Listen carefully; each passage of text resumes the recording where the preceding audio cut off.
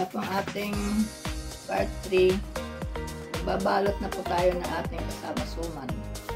Ang simplified ko na sinasabi na wrapping, sinasapin ko po yung banana leaves dito sa foil.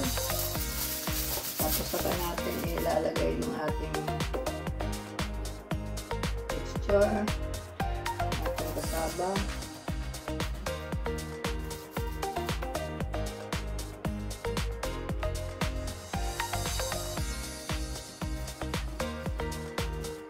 Guys, talaglag na siya. Tapos lalagyan natin ng konting condensed milk sa gitna, guys.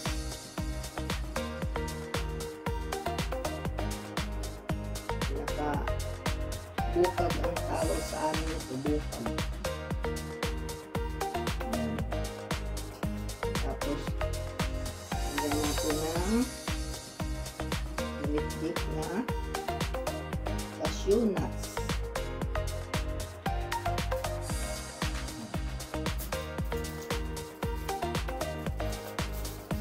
Isahan natin, guys.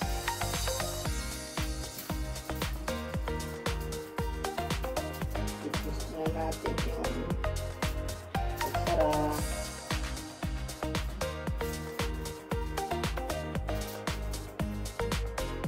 Bigyan na siya ngayon, guys.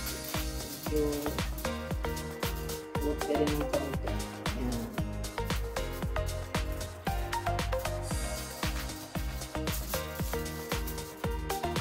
Tapos ulit po natin ang foil para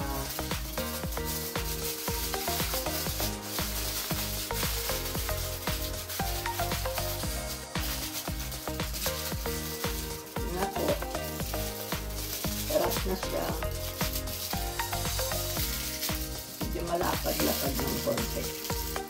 Pwede nyo po i-roll din, pero mas madali po yung ganito lang po pag stop. Yan. Sabay muna natin dito sa isang tabi. Yan, naka-ready na po ako mga foil. Yan. Para mas mabilis po ang paglagay natin ng ating dahon. Yan.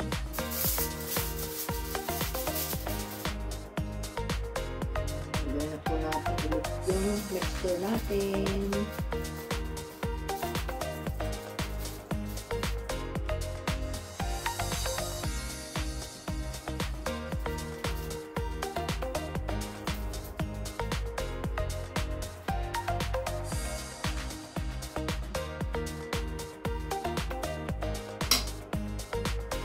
Lagyan natin sa gitna ng condensed milk. Nakikita nyo, guys. Nakikita ko sa inyo para clear po.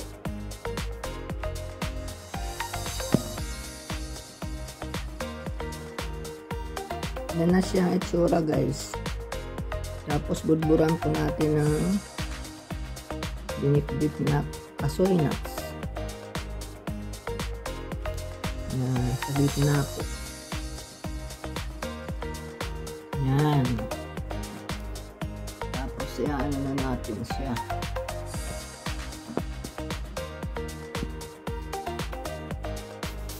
I-roll na po natin ganyan. Dahon muna po ang ipo-fold nyo. Dahon, ganyan. Patapunin nyo ay sorry. Isunod yung kasoy na anong foil. Tignan po mabagsak yung aking kasoy na. Yan na.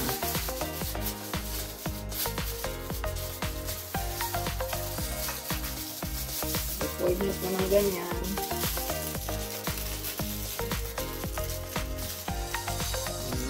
Yan na po. Pa-fold na siya.